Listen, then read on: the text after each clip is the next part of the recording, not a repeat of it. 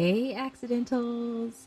This is Farida. I feel like I am going to call you all the accidentals because I feel like, let me know what you think about the name, but I feel like all of us have been an accidental something in our lives, whether it's the accidental Arab or the accidental American or the accidental podcaster or the accidental business owner or even the accidental parent. Even though what you didn't make it an accident, but you didn't know you're going to be a parent. So, the accidental parent, those type of things. I think we've all had something that we were the accidental ex of. And for me, of course, because the name of the podcast, it was the accidental Arab. But there was a time where I lied about my identity. And it's something that is a funny story. And I thought I should share it because I think we've all kind of had, especially people who have been third culture kids. I know if you're listening to this and you're a third culture kid, you understand what I mean, is that you have a frustration about people not understanding or not believing you when you say that you're from a certain place. So for me, I would be like, I'm an American, I'm a black American. I don't like to say I'm an African American because I feel like African American needs to be reserved for people who are African and then immigrate to the United States or were born in the United States and their parents are African. I feel like that should be given to them, but that's a whole different story. I still call myself an African American because people can identify that and understand what I mean by it. But as a black American, I don't know, people did not believe me. So when I was going to school in Saudi Arabia and I'd be introduced or people would come up to me and they would ask me, oh, what's your name? Of course. Oh, it's Fareedah Shahid. But then they would ask that question. And everyone who's a third culture kid, I know you hate third culture kid watching this. If you grew up as one, you know this damning question. Where are you from? I think we all just got a little bit of spike of anxiety when I just said that. It's that question that you're just like, hey, you not ask that. That is the worst question you can ask me. Maybe ask me, where's my background, or where did I grow up, or where do I live, or those type of things are easier to explain to someone because if you say my background, then I can explain it to you. If you say, where do I live, then I can say, yeah, I used to live here and then now I'm here, or I can just say, yeah, I live this X, Y, Z place. But for me, that question, and I know it must be for you as well, was one of the worst questions you can ask me. And so when I was in, I think it was 5th grade when I first started getting all these questions, and they wouldn't believe me. So they'd be like, oh, I'm going to auntie, and I'd be like, I'm in America or something like that. I probably said that. Yeah, I just said I'm in America. And they're just like, la asli. Like, just know, where are you originally from? I don't know where you're actually from. And so I would say, no, it actually is America. I live there. My parents were there, my grandparents, my great-grandparents, my great-great-grandparents. I don't know how long back it goes, and they're like, okay, well, eventually, there's somewhere it lands in Africa or somewhere else. And I'm just like, yes. And they're like, okay, so what African country? And I had no response, especially a lot of Black Americans. You can fill me with this. You don't know where your ancestors came from. And some of us were able to take some ancestry tests, but many of us still don't know because there is still a question out there on whether or not these tests are actually accurate, but they do give you some great information and they allow you to understand some of your background. So I know personally for me, just to talk about my background a little bit, is my grandmother is from Panama, my grandmother on my father's side. And then I don't know, and I feel like a part of the other part of the family was Madagascar or something, but I'm not sure. I have to check. I think I said I was going to check before. So now I really have to check because we're on the 5th episode and I need to check. But I just really don't know exactly where I'm from. And that's something that I think would be really cool to bring up on the show and do an episode on that. But I didn't really know. And so they kept badgering me about it and they just couldn't believe. I believe I talked about this in episode 3, the Black girl in Saudi Arabia, where I said that they just could not believe that I was American. There's just no way that I was, as a Black girl with my really curly hair could actually be an American, because American to them was a little white girl. And of course, we've all been through that no matter where you lived, whether you lived in Germany, whether you lived in Pakistan, whether you lived in, I don't know, the Caribbean, whether you lived in Texas. Like, you're still going to get that question. You're still going to get that, you're not really an American sometimes. So I decided to make up an identity. And I said, you know what? I'm going to make up that I'm from this certain place, because some place in Africa, I can't remember what country I chose. I didn't know many countries at like 8, 9 years old, so I don't know what I chose. But I chose something, and I said I was from there. And for a while, they thought I was just straight African, and many other people just identified me as like a black Arab. And I believe that's kind of like where the accidental Arab started to arise, is because they didn't really view me as American. So I either had to be a black Arab or I had to be African. And a lot of Africans are black Arabs or just Arabs, just Arabs. And so, and it's really interesting, the concept of who gets called an Arab and who doesn't. But I think that is going to be a discussion for another episode, or maybe it is this episode. Who knows where we will go with this? But I decided that that's what I was. So I no longer identified as an American for a little bit. And people wanted more from me. So when I said, yeah, I'm from, I don't know what country I chose, but just say X country in Africa, they'd be like, oh, wow, like, can you tell us a little bit more? And then they would have some really ignorant responses. And I know someone who's actually from Africa would be able to speak to this a little bit more obviously, where they would just come with some really ignorant responses of like your experiences in Africa. And I actually did, though, before I came to Saudi Arabia, I actually did live in Egypt for a little bit. I don't remember, it's not very long. I do remember a couple of experiences in Egypt, but it wasn't a big part of my identity. However, it was a big part of my experiences. And that was a really awesome time. One thing I can say about Egypt is the food is freaking amazing. Like, I miss Egyptian food. I mean, no matter what, if it's made in Egypt, it's going to taste good. Now, I know there's going to be some bad food. There's bad food everywhere. But as a general rule, the food in Egypt is just phenomenal. And if you've never, it's not just Egyptian food, like the culture food as well. It's really anything that's made there has a different type of taste, but especially their culture food. And I definitely miss kushri. Like, it's a whole other thing, whole other discussion. Like, I can talk about food for hours. I know you can relate. Like, food is my bestie. In fact, my first fun fact was that I love French fries. So there we go. I just love their food. So anyways, I don't believe I picked Egypt. I don't remember what I picked. But I picked a place, and they would just say, oh, well, do you guys eat insects over there? And, did you live in like a hut? And what village was it? And so I just decided, instead of saying no and trying to educate them, that I was just going to go along with it. So I made up some African village somewhere in some country in Africa. And I said that we used to eat insects with like covered in honey. So like dipped in honey. I don't know where I got this. I feel like it was probably on Food Network where some people were eating that. It would probably was not in Africa. It was somewhere. I just thought, oh, that's a cool story. Let me do that. And so I said that, yeah, there was insects dipped in honey, and we lived in this really happy village, and everyone was freaking awesome and amazing, and I can't wait to go back. And I was just like, our culture is really beautiful. And I started talking about some of the food we ate. And the only one I remember is the insects, because that was like the craziest thing. But I can't remember everything else. But one thing that really stuck out about this little tiny white lie that I did in grade school was that I made up a whole language. And I'm someone who's pretty known for making up a whole language. In fact, I just got done recording a episode with friends of mine. And we were talking about a language that we created as kids. And I cannot wait for this episode to come out.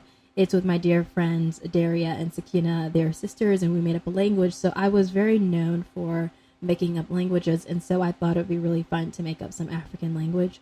And I used to teach them, like, the alphabet. I used to teach them certain phrases we used to say back home in our village. And they loved it. They ate it up. So they just gather around me at lunchtime, and they just be like, oh, wow, that's such a beautiful saying. What does it mean? And I'm like, well, the ancestors thought it to be one of the most beautiful sayings you could ever say. And I just was like BSing, the entire time. And it lasted for a bit. I don't remember. It didn't last like for a year. So maybe like a couple weeks to a couple months maximum a couple months. And one day I said this really beautiful phrase. Obviously, by the way, keep in mind, this is a made up language. I don't know what I'm saying. They don't know what I'm saying. They never really asked me to repeat an entire phrase before. Like I used to be able to do it in that moment, like, a couple words or a word or a curse word. Cause that's the biggest thing when you learn a language. It's like, what's the curse word? Like, how do I say this so that no one knows that I'm, flipping them off or whatever in a different language or cursing at them or swearing. So I said this beautiful phrase, and honestly, it was really beautiful. And I really wish I could have remembered to this day. It was gibberish, but it sounded really beautiful. And so I said it a couple times, and then this was during the lunchtime period. And then after lunch, one of the girls came up to me and asked me, Fareedah, that beautiful phrase you said in lunch, like I really would love to tell it to X, Y, and Z person. And can you let me know what the phrase was?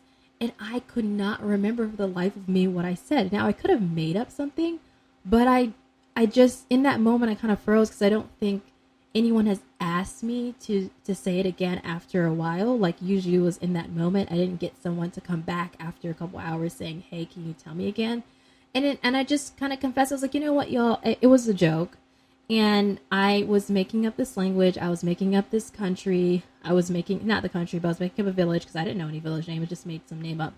And I was making up all those things because you wouldn't leave me alone when I said that I was actually American and I was not African or I was not whatever. I was just plain old American little girl, and you wouldn't believe me. And they're just like, oh, okay, wow. Okay. She just created a whole different identity. And that was just the moment in my life that I decided that I wasn't going to fake it anymore. Like if people didn't like the answer that I gave them, I was not going to make up something to make them feel okay. I may not disclose certain information, but I wouldn't make up an entire thing. And I feel like that moment, I just felt like that wasn't a good, even though I was a kid and even though that was my way of coping with people not believing me, I still felt extremely bad because I wasn't raised to just lie about things. You know what I mean? That's just not what you do. And I didn't really want my parents to find out. I don't know if they know to this day. I mean, I'm fine if they know this day because I'm clearly telling the entire world this story that can live on for ages. But at the same time, as a kid, I just really didn't feel like it was a good thing. And so I stopped that whole thing. And it just reminded me of why being honest is really important. And you know how people say that it's just, you tell the truth because it's a good thing to do, but also it's because it's the easiest thing to remember. Because if you tell the truth, you don't have to remember all the lies and it always compiles up.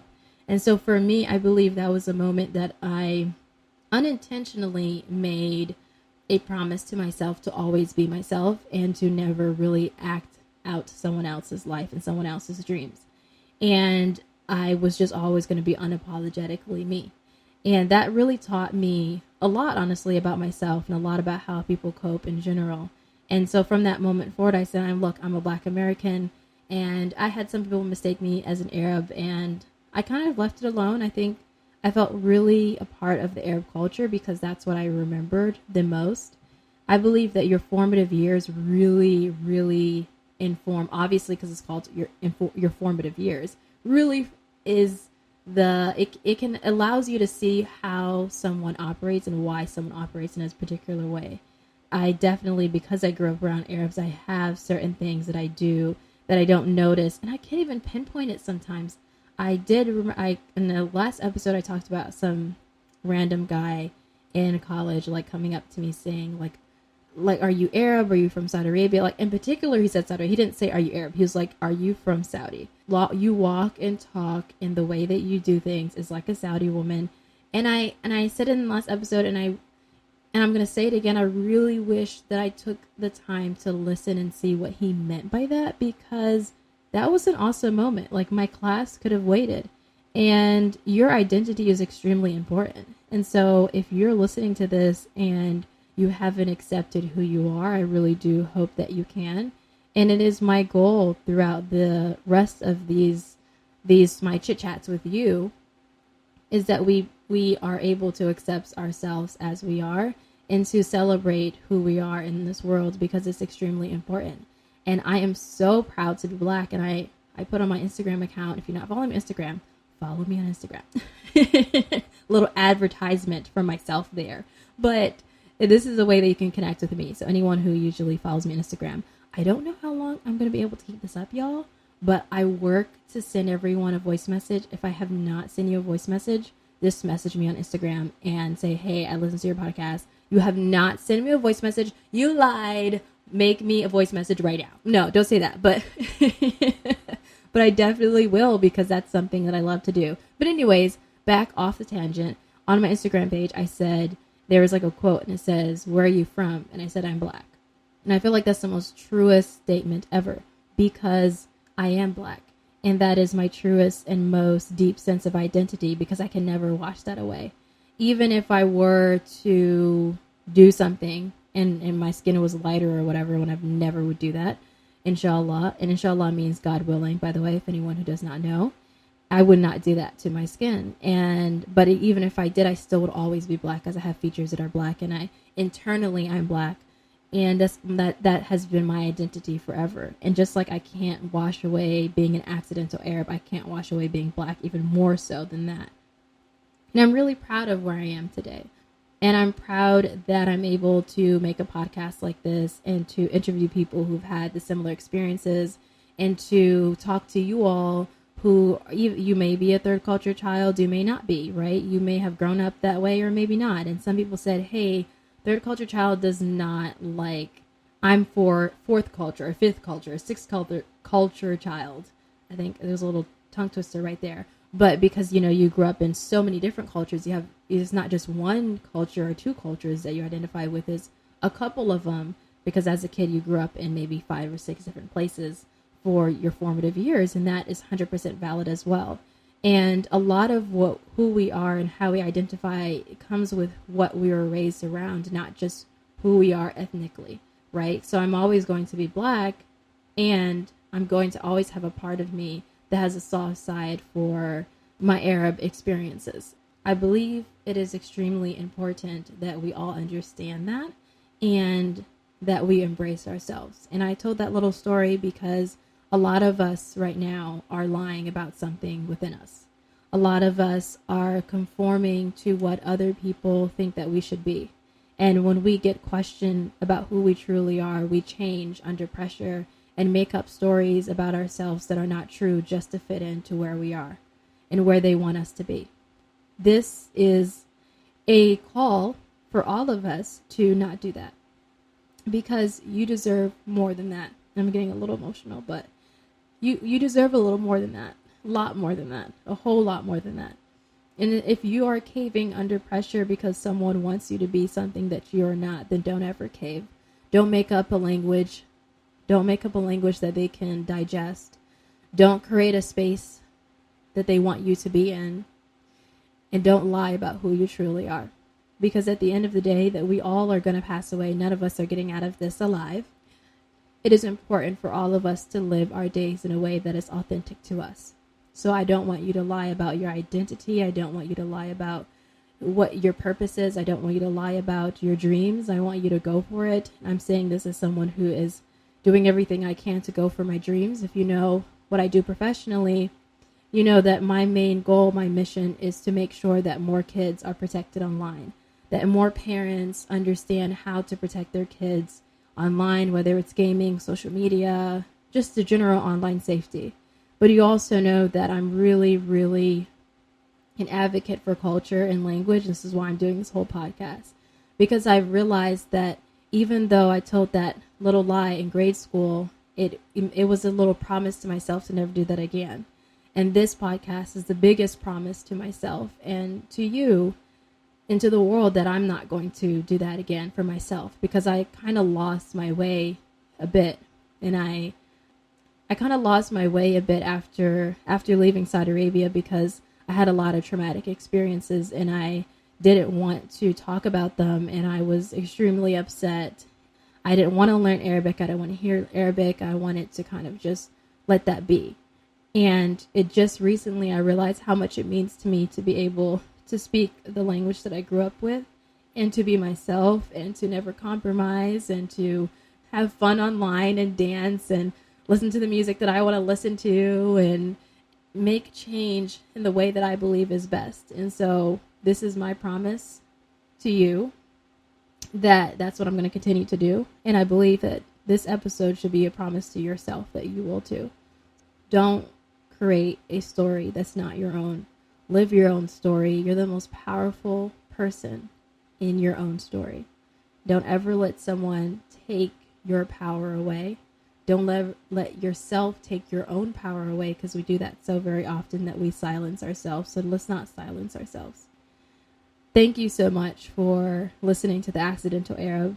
I really appreciate each and every one of you that sent me some beautiful, amazing DMs. This means the world to me. And just thank you so much. Oh, fun fact. My fun fact of this podcast episode, because I cannot leave without the fun fact, is that I'm a gamer. I've been a gamer for about 10 plus years. And many of you may have known that because I say it sometimes, especially if you talk to me on a Clubhouse, you see it in my bio. But I've been a gamer for 10 plus years, and the game that I love to play the most is League of Legends. And no, I won't add you on League of Legends, but I might create a profile, like a second account that I can play with other people with. I don't know. We'll see. But either way, I'm so happy you spent some 20 something minutes with me. I cannot wait to talk to you in the next episode. And again, thank you so much. And don't ever, ever compromise yourself.